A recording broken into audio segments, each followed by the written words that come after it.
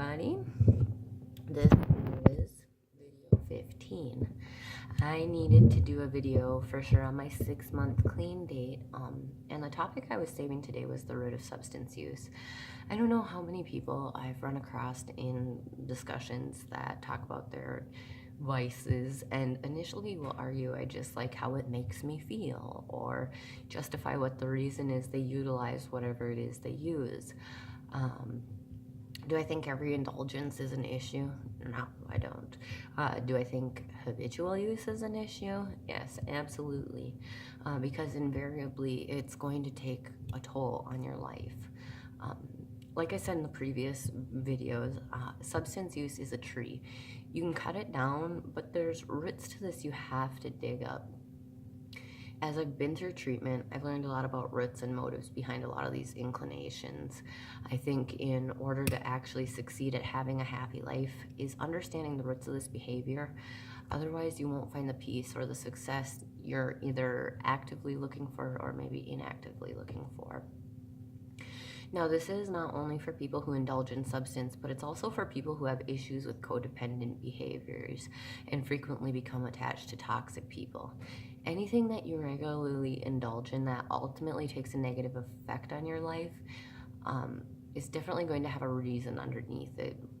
It's probably your subconscious frantically either looking to fix past pain or cope with current pain. So if you sweep a floor, do you sweep the stuff under the rug or do you pick it up with a dustpan? What's the difference? Well, if you put it under the rug, the dirt's going to work its way back out and add to the other dirt that's inevitably going to accumulate. It's counterproductive. The best thing to do is make sure you not only get rid of it so it can't go everywhere again and also stay proactive on the upkeep. So it's a very hard process to get honest with yourself. We don't want to be imperfect. We don't want to admit to our weaknesses. Why do I do what I do? Well, an easy way to break it apart is there are essential human needs. Obviously, air, food, water, shelter, but a large component is emotional validation and human interaction. We want to belong. Well, even if you're a person okay with being on your own, like myself, because it is my comfort zone, it's typically because you haven't encountered someone you prefer to spend time with or can, or maybe you question if you deserve to be around who you'd like to be. Maybe it comes from years of being alone, so your brain automatically decided you don't deserve company or whatever. Either way, you're going to feel deprived. So just because of circumstances in my life, I've been alone on a very regular basis. It doesn't matter why, I just was. And so this was the root of my issues. I lacked human interaction and affection that I did need. And the snowball rolled and grew. It evolved into an issue of self-worth. And then it became codependency of tolerance of the attention I easily received regardless of the boundaries crossed. Then dealing with people on a regular basis who made me feel I wasn't worth any more than that led to, well, smoking weed to feel completely complacent, or when it escalated to the point of my self-worth was so damaged I didn't care if I lived or died, I graduated to using meth.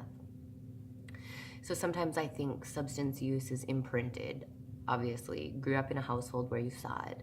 By nature, we emulate what we're exposed to most. Even if you saw it, it was wrong and what you learned, unless you strive to understand anything different, our baseline is going to be to fight to maintain this safe zone of what we know. Excuse me. As people, we feel a lot more uncomfortable being thrust into a situation we don't understand rather than knowingly bad circumstances we do understand. We know how to prepare and we know how to cope. We know what to expect. The issue is this is only going to perpetuate pain and problems. At some point, you have to stand up and examine what you're tolerating. And if you want that good life, you have to put yourself in an uncomfortable pattern of change. And you will eventually thank yourself for not repeating the mistakes and putting people you love in the same situations you were put in. So why are you dealing with toxic people? Do you think you don't deserve whatever it is you bring to the table? What pain are you coping with when you numb it with substances? Because there is something. Or who are you trying to emulate? Who did you look up to? What good time did you have that you're trying to recreate? These are all components in why we do what we do. Is it impossible to deal with any of this stuff without that substance or person? If it's pain, you need to understand exactly why you were hurt, understand what about it impacted you, and understand what you can do to fix it or deal with it, because there's always a solution.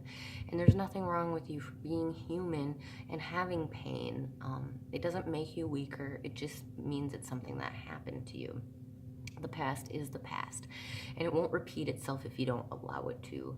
No path of change is easy or comfortable, but if you're constantly wondering if you're doing the right thing, chances are you haven't started doing the right thing.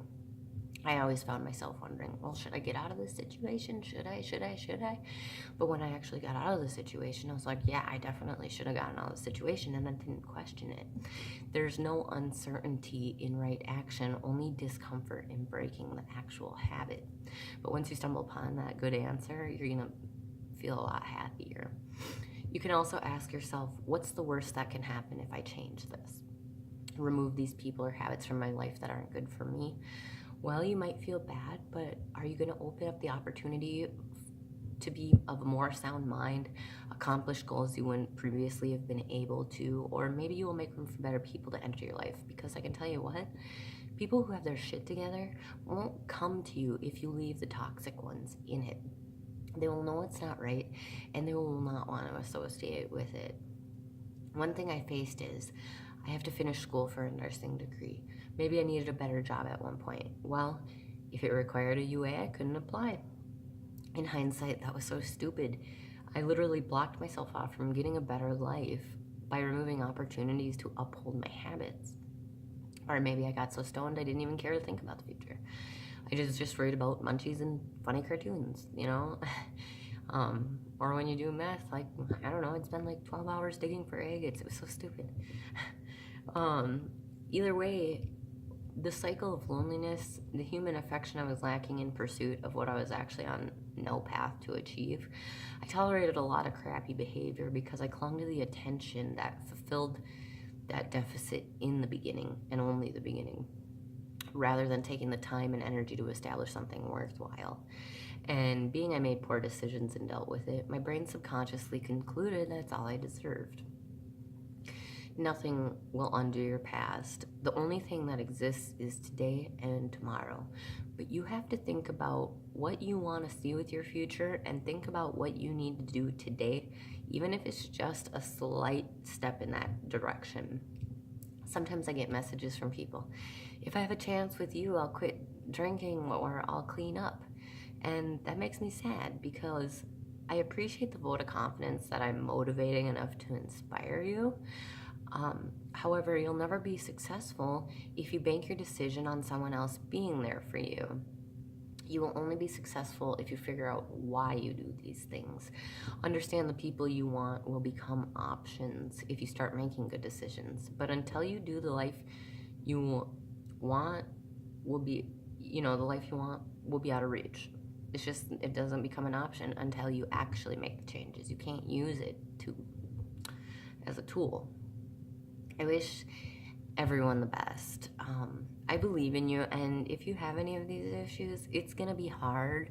If you actually want to change something, it's gonna be painful to face your demons, but you can 100% do it. And if you don't, you'll always regret it. There are help, there are solutions, there are support systems that will get you on your feet, and sometimes it means getting rid of people, but you have to put yourself and your tree first. Nothing's impossible. And everybody has shitty situations and pasts, and you just need to leave it in the past in order to change. You're not alone in your struggles. I think that's important to expound upon. So thank you guys for the support. I love you all, and I know you can achieve whatever you want. Have a great night.